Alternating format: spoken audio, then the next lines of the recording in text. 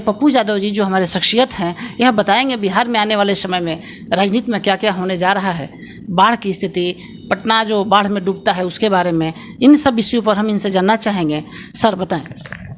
चिराग पासवान जी जो अभी एनडीए में कर रहे हैं। अच्छा, एक बात बताएं, हर दल के नेता स्वतंत्र हैं, अपनी विचारधारा से चलते हैं। हर पार्टी की अपनी मैनिफेस्टो होती है। हम किसी पार्टी के प्रवक्ता तो हैं नहीं। 67 के एक सामाजिक न्याय के लड़ाई लड़ने वाले, आवाज़ उठाने वाले एक शालीन व्यक्ति जो हमेशा से जो अंतिम व्यक्ति है इस देश में, उसके लिए रामविलास जी काम करते रहे हैं। चिराग पासवान जी को एक संस्कार मिला, विनम्रता का, सरलता का, उन्हें अपने भीतर के क्रिएशन को विजन के साथ आगे बढ़ाने का, वो लगातार बोलते रहते हैं, बढ़ाते रहते हैं। अच्छी बातें हैं, वो करें। एनडीए में क्या कारण है? सुशासन बाबू, नीतीश बाबू बहुत हद तक अपने से ऊपर किसको, प्रशांत किशोर को नंबर 2 बना दिया, औकात बता दिया, नीचे धरती से खत्म कर दिया। किसको? उतना इगोनिस्ट आदमी दुनिया में कोई मैंने देखा नहीं। डेमोक्रेसी में हमेशा से एक पैसेज होता है, आप संवाद की गुंजाइश होती है, लेकिन नेता सिर्फ वही नहीं, वो हो सकता है अति अहंकारी हो, लेकिन अहंकारी तो लगभग नेता हैं। कोई संवाद की गुंजाइश नहीं है, एक उचित प्लेटफॉर्म नहीं है अपनी बात रखने का। एको हम दूतियो नास्ती, जो नेता कह दे वही सही है, बीच का कोई रास्ता नहीं होता। मैं समझता हूँ कि गिव एंड टेक, किसी विचारों पर गठबंधन तो होता नहीं है। सत्ता वोट सियासत के आधार पर होता है, जात के आधार पर गठबंधन होता है। जिसकी जितनी जनसंख्या उतनी भागीदारी, जिसकी लाठी उसकी भैंस। इस देश में कभी विचारधारों पर, विकास पर, किसी मानवता पर कोई वोट की राजनीति तो हुई नहीं। कभी इधर, कभी उधर, कभी सुबह कुछ, शाम कुछ,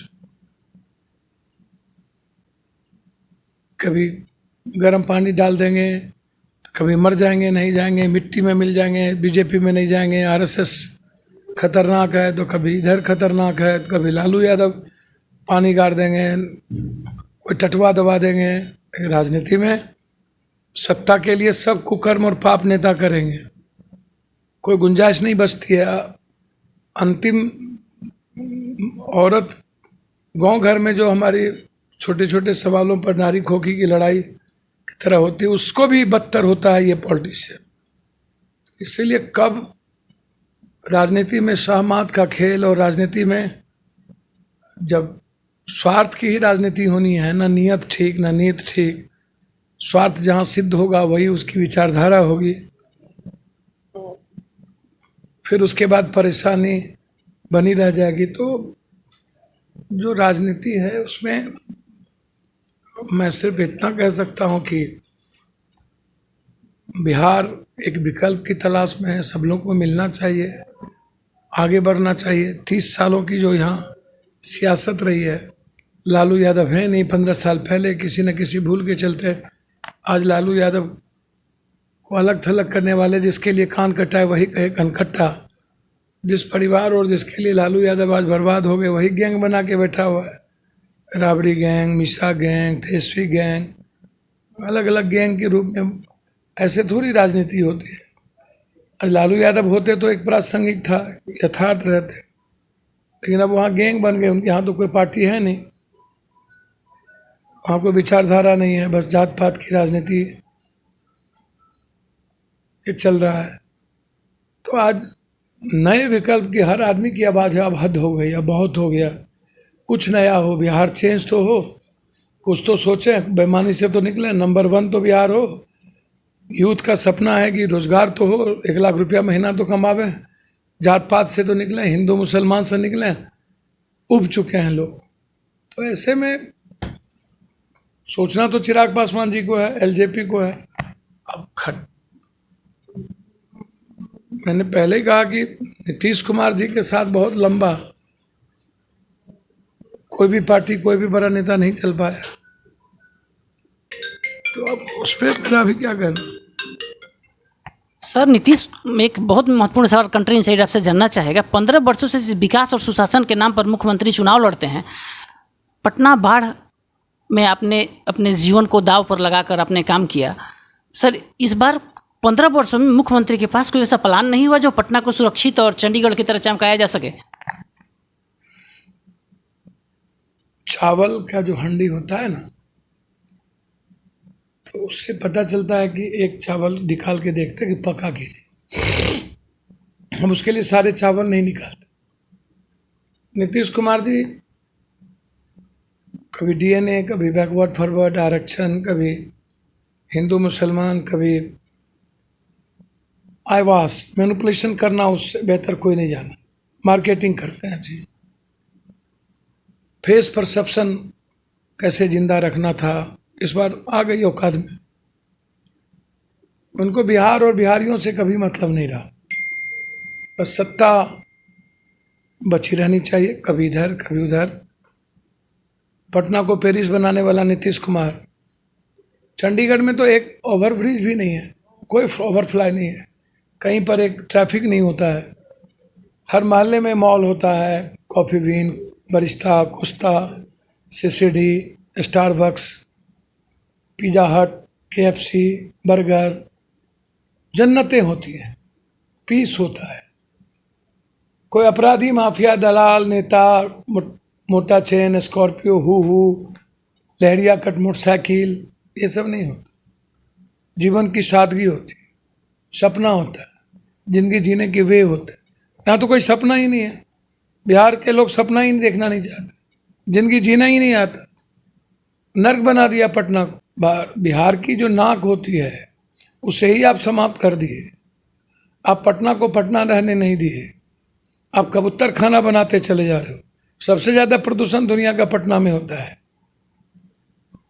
आप बेटियां घूम नहीं सकती, भाई बहन के साथ हम जा नहीं सकते, कहीं वाटर पार्क नहीं है, कहीं डिज्नीलैंड नहीं है, कहीं बैठ के किसी अच्छे जगह पर अपने 2 घंटे अपने बच्चों के साथ, माँ बाप के साथ बिता नहीं सकते। नर्क नहीं है, नर्क से बदतर है। आप सपना नहीं देख। वर्ल्ड हेरिटेज शहर हो सकता है, जन्नत हो सकता है, एशिया का नंबर 1 पटना हो सकता है। 1800, 1400, 1500 किलोमीटर चलने की क्षमता यदि एक बिहारियों को, भारत में किसी को नहीं है पैदल आने की। भूखा प्यासा, उम्मीदों का सपना लिए, आंख में आंसू, बच्चों की आधे पेट, चलते चलते मंजिल पर पहुंचने की ताकत बिहारियों को है। वो निर्माण कर सकता है, यहाँ के यूथ निर्माण कर सकता है। हम बिहार को आत्मनिर्भर बना सकते हैं। पटना की गली, किसी मोहल्ले में, किसी गली में जो नहीं जा सकते, अच्छा नहीं कर सकते, जाके देखो। सर बिहार में आने वाले समय में विधानसभा चुनाव है, जुआ और युवतियों को आप क्या संदेश देना चाहते हैं और आप अपने पार्टी से कितने जुआ को खड़ा कर रहे हैं? सर भैया संदेश हम क्या देंगे, हम सेवक हैं, परिवार के भाई हैं, हमेशा प्रैक्टिकल अप्रोच। पटने में बाढ़ आई, 20 दिनों तक अपनी ज़िंदगी इन्फेक्शन हो गया, माँ बाप की तरह सेवा किए। छिमकी बुखार हो, यूपीएससी की लड़ाई हो, बीपीएससी की लड़ाई हो, एसएससी की लड़ाई हो, एसटी की लड़ाई हो, बीएड की लड़ाई हो, डीएड की लड़ाई हो, टेक्निकल लड़ाई हो, नियोजित हो, संविदा हो, जीविका हो, ममता हो, आशा हो, कोई आवाज़। सबसे ज़्यादा अवार्डेड और क्वेश्चनायर पप्पू यादव। सदन से सड़क तक, सड़क से सदन तक हमने अपनी आवाज़ हम लोग उठाते रहे, लड़ते रहे, किसी चीज़ों में कमी नहीं रखा। अंतिम सवाल आपसे सर।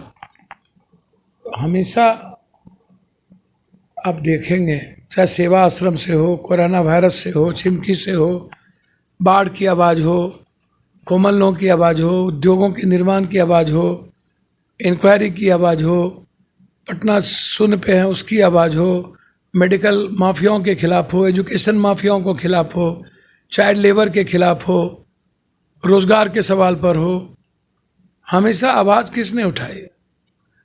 चाहे बिहार को जहाँ भी पीटा गया, गाली दी गई, गुजरात हो, मणिपुर हो, पप्पू यादव पहुंचे वहाँ, और तो कोई नहीं पहुंचा। तो बिहारियों के सम्मान, उसके अधिकार और उसके ज़िंदगी में एक मुस्कुराहट के लिए हमेशा हमने काम किया, एक परिवार की तरह।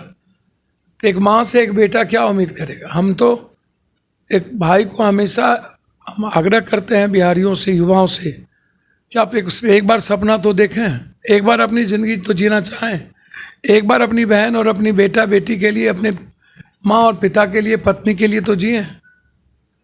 एक बार बिहार और बिहारियों को नंबर 1 देखने का तो सपना देखें। जात से तो निकलें, हिंदू मुसलमान करना तो बंद करें, 500 रुपये पर वोट देना तो हम लोग बंद करें, हमें मूर्ख बनना तो बंद हो।